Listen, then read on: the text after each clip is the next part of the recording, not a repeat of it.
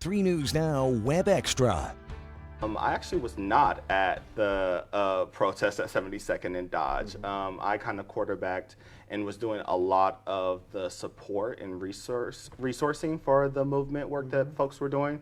So I spent most of my time here at Culture House before the Don Klein demonstration started in the summer. And when you read the police document, the after-action report that says about 120 of the 123 incidents that they reviewed followed policy, what crosses your mind? Yeah, I mean, it really stands out to me and cements and affirms the idea that police cannot police themselves. To host so many of the protesters that were doing demonstrations, to hear their stories face to face, to understand the fear and the brutality that they experienced during the demonstrations at 72nd and throughout the entire summer. It really made it poignant and real for me that police are incapable of doing that work on themselves, and that they'll do what it takes to sustain power and to sustain funding and sustain favor in our community, and why it's so important to have community advocates and activists that will do that good work of dismantling those systems and allowing a real freedom of expression and a real freedom of speech. Talk to me, if you could, about how cell phones changed the game. I mean, in recent years, how has the balance of power in terms of setting the narrative changed by what you can carry in your hands? Yeah, I think technology has been a real game changer for activists and advocates. We've seen it all across the globe. And we've taken our cues from global activists, especially that were doing protests in China during the same time that we were doing protests here in Omaha. And to get that advice from folks that are fighting for their freedoms in the same way that we were was really important. It's really important to be able to communicate in the moment for the safety of our residents, because we're the ones taking care of ourselves. In reality, we were being brutalized by the police, and they talk about doing this in the interest of public safety, and that's just not the experience that Black and brown people are having, and that's not the experience that all of those people were having during protest. We had to create our own community of care because we knew the people that were harming us had power, had authority, and would do what it takes to keep those things. So cell phones are really important, social media as a tool to really get the word out, to really game plan and understand how we do movement work in a way that's responsible, and it creates real lasting sustainable change, has been an incredible experience for myself and for other organizers. We really took our time to make sure that we were in communication, that we were taking care of each other, and understanding the needs as they shifted in those moments. I think it's really important to understand the type of propaganda that the police were using and continue to use, as we've seen in this election cycle, to create fear in the larger community, and to really stigmatize the act of freedom of expression, and to stigmatize the act of advocacy and activism because they know it's a threat to their power. So, and that's the experience that as a Black activist we're well aware of. It's the reason we do this work in the first place, because we're marginalized in so many different ways. And so when I read the report, and to see how they would vilify people that are just doing what's right to change our systems, the way that they would talk about activists trapping cars as if cars can't go a different way, the way that they would talk about the Marxist ideologies or communist or socialist ideologies as real threats to our city and to our state or country, the way that they would use the words of activists to again garner fear in the community and destabilize our public support. That's a thing that we're used to, and Black and brown people are used to that, not only with police, but in our workplaces, in all of our systems of government. We're used to being vilified. We know with James Scurlock, the victim of a crime, the person that was murdered by a known white supremacist in our community, to see how the media and the systems utilize those tools to vilify the person that's actually being harmed by the systems. That's a common experience. And so that's what I really connected with from that report, is that these are old tools. They're old tools of a system that hasn't really change and doesn't want to change, and we have to correct that. How would, if you could sit in the living room with folks in Millard who maybe have lived their whole lives based off of the way that they've seen or perceived East Omaha, never even gone probably east of 60th Street unless it was for work or for a show or whatever. If you could sit down with them and explain to them what they're missing, what would you tell them? Yeah, I want you to know that it's not if. We spent the second phase of our work doing deep canvassing in those West Omaha communities to change the narrative around James Scurlock and the incidents that led to his death. And so we spent that time with those families that didn't have an understanding of what policing meant in different communities, specifically Black and brown communities. We talked about the opportunities that Don Klein had to do the right thing and how much discretion prosecutors have in how they charge and who they think of as victims and criminals. So we had those deep conversations, and when we start to take that time to help people understand, we saw a difference in perception.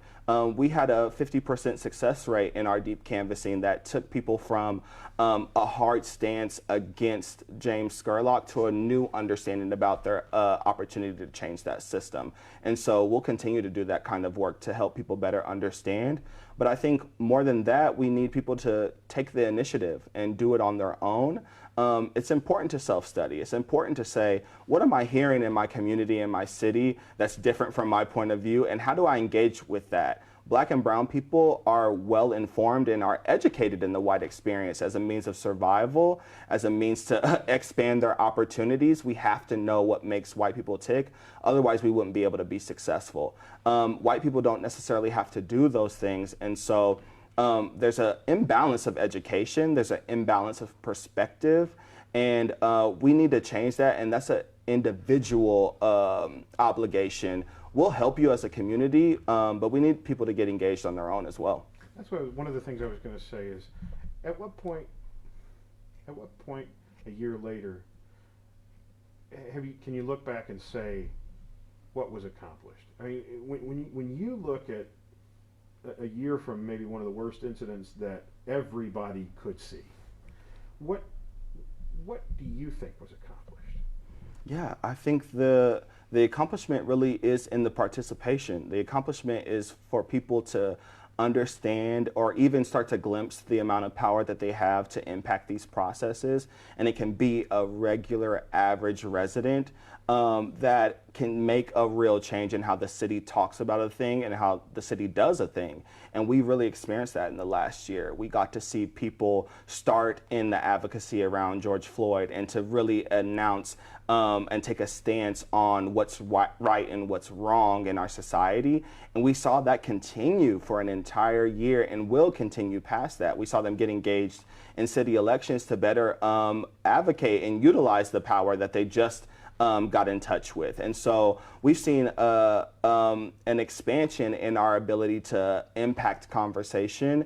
And we saw people step up in the roles of political candidates that usually wouldn't have, because they wouldn't have felt that amount of support before. They wouldn't have understood that there's a real community behind that work. And we didn't win every race that we sought out to win, but we had some really close calls. And we had some people that usually never have to fight to hold power. We saw them shake in their boots, and we saw offices change. And we'll continue to build that muscle so that people understand that they have a real voice in the system and that they don't need to have someone allow that for them, that the power is inherent in the people. When you watched, and I know you and I talked about this briefly, but when you watch Chief Schmaderer and others, leaders in the police department, talk about progress, now there are some changes that they mention, but what do you think is being missed? Yeah, well, I have to be honest. The progress, I think, is disingenuous. We see a lot of resolutions. We see a lot of policy initiatives that don't really change the experiences that Black and brown people are having with police. His latest comments about hoping that police will understand that Black people have an inherent fear of police, and therefore maybe the police officer will think about that before they engage. What activists and advocates are saying about police reform is that we want less police in our communities. We want less touches with police in the first place. I don't want my life to depend on if a police officer is having a good day or not. I don't want my life to depend on if they understand cultural competency or if they've taken a class that helps them decline in their bias, or if they can mistake a gun for a taser. I don't want my life to be on the line depending on if they're making a mistake or not, or having a bad attitude that day. I want to be able to live freely, and I want to experience a life that without fear. And we understand the impact that those experiences have on Black and brown people. We know that Black Omahans have a decade shorter life expectancy than the surrounding community. And we understand how fear adds to those stressors that make us die sooner, along with the real threat of violence that police have in our community. So I want the police to understand that we want prevention, not a hopeful reaction. So we want less touches in our communities. We want less police officers in our communities. We want the police presence to look like it does in Millard and West Omaha, which is almost non-existent. And so that's the real progress that we're looking for. Money into prevention, money into mental health, because people are experiencing PTSD from their time in interaction with police. There are a ton of ways that we can make this work, and the police are just being disingenuous. Our city officials are being disingenuous. If they really supported transparency, Senator McKinney had 2 bills in the legislature that would have helped create that transparency in a way that was sustainable. LB 515, which is to adopt the municipal police oversight. There were real ways that we could have created transparency. LB 616, I believe, 601, excuse me, which is the that creates a database around police misconduct. There were real ways this year that they could have instituted transparency, and they stopped at every turn and opted for things that don't really prove successful. There is no statistical or there is no data around bias training, preventing the violence from police that we continue to see in our communities. Police just had a shooting of a citizen yesterday or 2 days ago. Didn't they just go through training? You know what I mean? So there's real ways that they could have done this, and they didn't. And so until they do it in a way that the community feels it, I don't believe it. And when you see the police union politically do what it did in those races, whether it was the flyer against Cami or the mailers against the candidate out in 7, Sarah Cohen, when you see them politically engaged the way that they do versus the way that the chief is arguing that he wants his department to be, what does that disconnect communicate to you? I don't think it is a disconnect. I think it's a facade. I think the reality is, if they didn't agree with the way that the union was acting, they would speak out in the same way that they speak out against everyday residents like me. They have no hesitation to tell me that I'm wrong or that I'm disingenuous or all of those adjectives. Radio silence on the police union's actions. And it wasn't just in District 3 or 7. They also did it in District 5 to support Don Rowe. There were so many examples. Police union president Tony Connor threatened every citizen and resident in the city with more police shootings if the police would get defunded. That was a real threat to people's lives, and it wasn't taken seriously because those scare tactics increased the power of the police. And so to not hear a single officer speak out on behalf of the public, to not hear any Black or brown officers speak out against what Anthony Connor said and what the police union did this entire election cycle, proves to me that diversity is not an answer to the issues of violence that we experience in our communities at the hands of officers. It's a smokescreen. So what is the answer? Yeah, less police contact. We don't need police doing traffic stops. We have enough or create a system that allows this to not put people's lives at risk. Put cameras up, send a ticket. You don't have to enforce these things with bodily force. You don't have to have a gun to tell someone that they were speeding.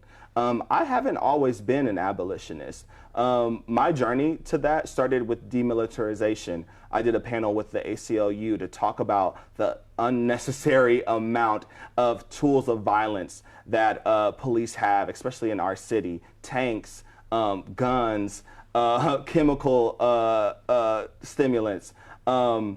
My activism started there, and then I got pulled over. I had always been experiencing this fear of death at the hands of police. And so I did everything I was supposed to do. I called dispatch when I was getting pulled over. I was in a dark space. I was scared to pull over. I called dispatch and asked if that rule was real. I had heard, and I had attended a training by police to talk about what to do if you don't feel safe pulling over. And they told us, call dispatch. They'll allow you to pull over into a lit area and everything will be fine. So I tested this theory because I was afraid. Dispatch said that they would contact the officer behind me. When I pulled over to the gas station, I was met by 9 officers, 9 different police cars with all of their guns drawn. I was still on the phone with the dispatch, and I said, you told me I could do this, and now they're pointing their guns at me. What do I do? Just do what they say, the police dispatch told me. They threatened to break my window if I did not get out of the car. So I opened the door, tore my jacket, threw me on the ground, my face in the gravel, knees in my back, and that was my experience. That was my entry into abolition, because I knew that this was not the way that we were supposed to have to live as residents in this city. I was charged with obstructing justice. I was charged with resisting arrest. I was charged with speeding 5 miles over the speed limit. And that was $1,500. $1,500 that if I didn't have a family that was doing well at that time, I don't know how long I would have sat in jail. And those are the kind of things that make me understand that this is not about public safety. This is about officers expressing their authority and their power on other people. We have a very uneducated police force. Our requirements to be a police officer is a high school diploma. And I don't think that's what we need to have an officer with the ability to decide who lives and who dies. What do I not know enough to ask you about that you read in that report that you wanted to make sure to highlight? Sure. Again, I think there were plenty of opportunities to really institute transparency and accountability. We know that there are real institutions throughout the United States that are doing that good work. There are national databases that talk about police misconduct, that name names and make sure that there aren't wandering officers that are taken out of other police departments and then put somewhere else with long jackets of misconduct. We can't get a name on the people that are committing misconduct in our city, and that's a barrier to transparency. There is no way to square an idea of transparency and accountability without telling the public who could be endangering their lives. And they have no problem doing that with everyday residents and citizens. We see pictures and names of anyone that commits a crime on Omaha Police's social media, on Omaha Scanner. And we need the same thing. We need the same treatment, because there are police that are criminals. And we need to understand that for our own safety, to realize public safety, and to, again, to represent the interests that residents are asking for. We ask for this. We pay their salaries. The reality is this country was founded on the principle of no taxation without representation. We don't get to make the rules about our police force when we pay their salaries, and that's inappropriate. And that started a war. That started a long war for our freedom. And people aren't engaging with those real ideas because the people that feel this the most are Black. And so we need to have a better understanding about what white supremacy in our policing looks like. We have to have a better conversation in our community around racism and racial equity. We need real leaders that are going to do the right thing, not just make resolutions like our mayor will be introducing tomorrow at City Council about tolerance while one of the people that funds her the most is Charles Herbster, who was at the insurrection. These are people that are doing, saying one thing and acting another way.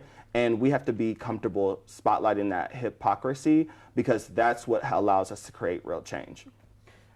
If you could sit down with people and say what this movement was about, a year later, what have they missed?